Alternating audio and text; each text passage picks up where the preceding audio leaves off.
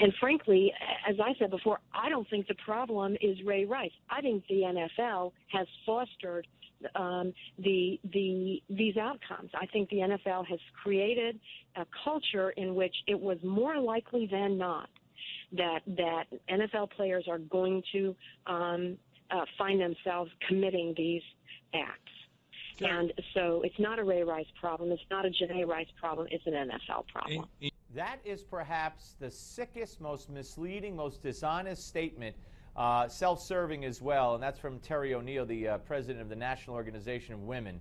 If her statement were to be factual, that it's more likely than not that NFL players will find themselves committing domestic violence, that would mean over 900 players of the 1,800 would have to have been convicted of domestic violence, when in fact, from all the research I could find, as I've stated over and over, the percentage of NFL players convicted of domestic violence is less than the general population. So I don't know what on earth this woman's talking about. She went on to complain about cheerleaders and how they're treated as well. So I think I know her real agenda, as I know the real agenda of the National Organization of Women. Joining us now, David Swerdlick, columnist and contributing editor for TheRoot.com. Hey, David.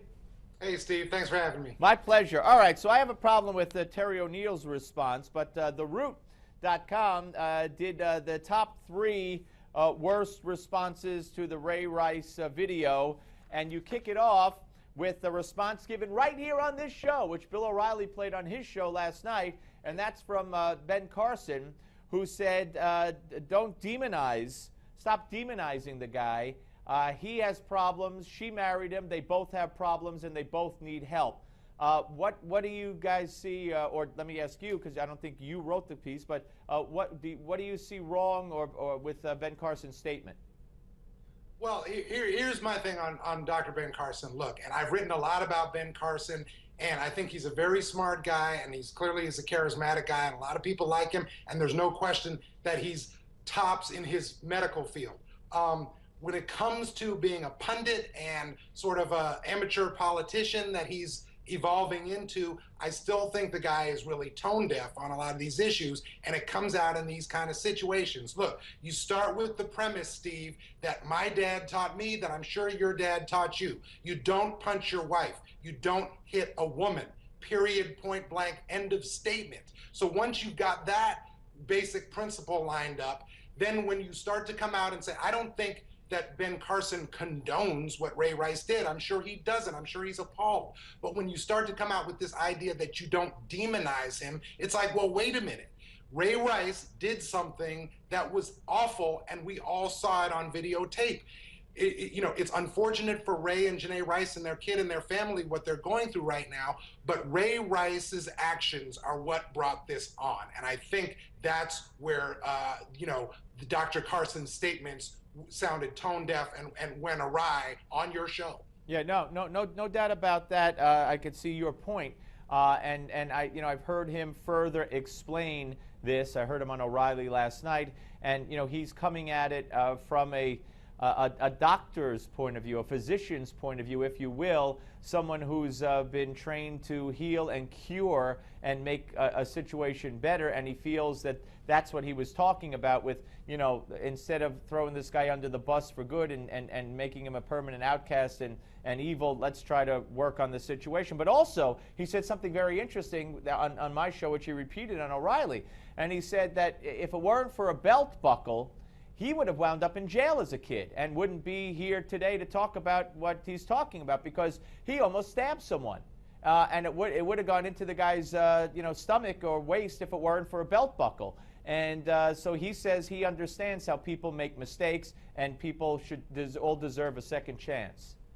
I am for people getting second chances after they make a mistake, but here's what's wrong with the analogy that Dr. Carson made, in my view. Look, I'm glad that the situation he described when he was a kid didn't wind up happening, and that he went on to become one of the greatest surgeons in American history. I'm glad about that. But look, couple of things that are key differences in that story. One, he was a kid. Ray Rice is a young man but he is a man and he's supposed to act like a man.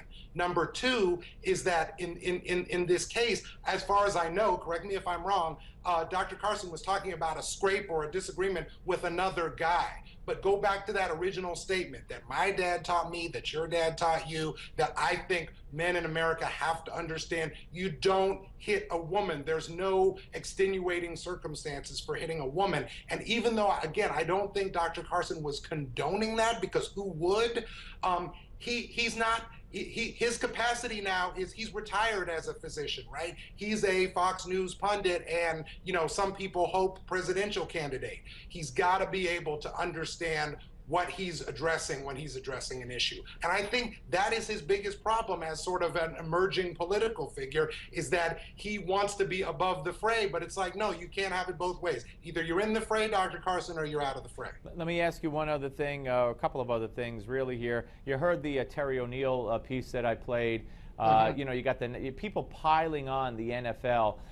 Yesterday, the NFL started its broadcast by basically scolding men not to commit acts of domestic violence, which is, it's fine to educate men, but I don't think I don't think James Brown, not that he's done anything wrong in his life, I don't think James Brown is the person. I don't think the beginning of an NFL broadcast is the time.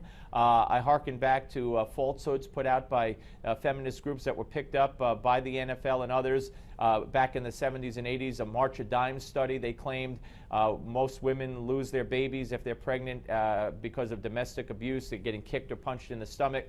Turned out news organizations ran with that problem. March of Dimes saw it and said, we didn't do any such study. Also, the fallacy that domestic violence goes up 40% on Super Bowl Sundays led in the early 80s NBC to issue a warning, hey men, watch it today, you better not do that. And again, a fallacy. There's no proof that that is the case at all. So I'm just saying that I don't know that the NFL broadcast is the answer. And I don't see how the NFL is culpable here. Really, they make it seem like if Roger Goodell gets fired, all will be right with the world.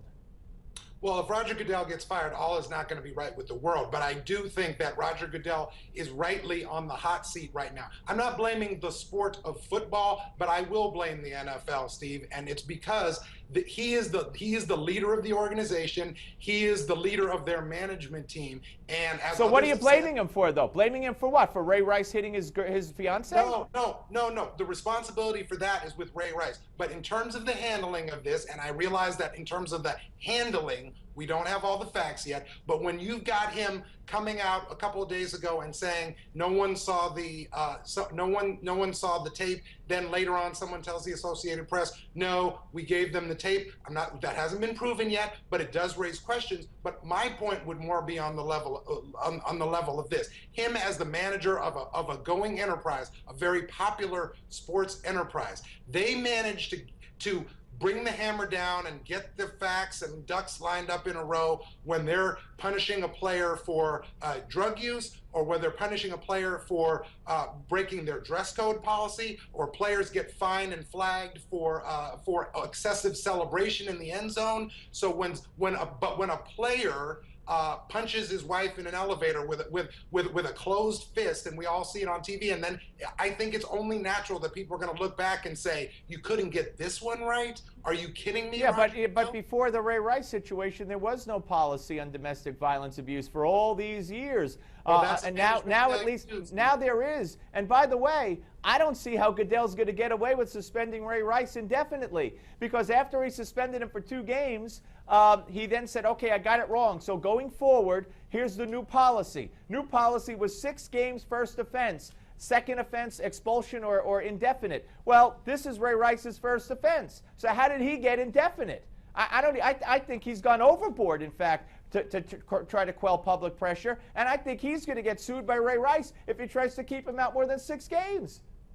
Look, maybe he will get sued, and I'm not an expert on the NFL players' collective bargaining agreement, so I'll just acknowledge that lack of expertise. Look, the punishment of 2 games was clearly insufficient. 6 games would have been better. Whole season would have been better. Should it be an indefinite suspension? I don't know, but clearly here, Commissioner Goodell and, in my view, outside looking in, the legal and prosecutorial folks in Atlantic County, New Jersey. Oh, I'm with you on that. David, I'm with you on that. That's where the focus of now should be. That's where the focus of James Brown should be. That's where the focus of the world should be. He walks without jail time for what he did, and they saw that video. So, you know, that's what's the problem, not the NFL, in my opinion. Anyway, David, great conversation. Always great to talk to you, sir. Thank you. Thank you, Steve. David Swerdlick, ladies and gentlemen, columnist, easy for him to say, and contributing editor for TheRoot.com here on the Steve Malzberg Show. This isn't going away, unfortunately. I mean, you know, let Ray Rice get his 6-game suspension, because that's league policy, and let him get the help he needs, and that's it. I mean, yeah, this is just going to be in the headlines forever. Give Me 5 is next. Don't go away.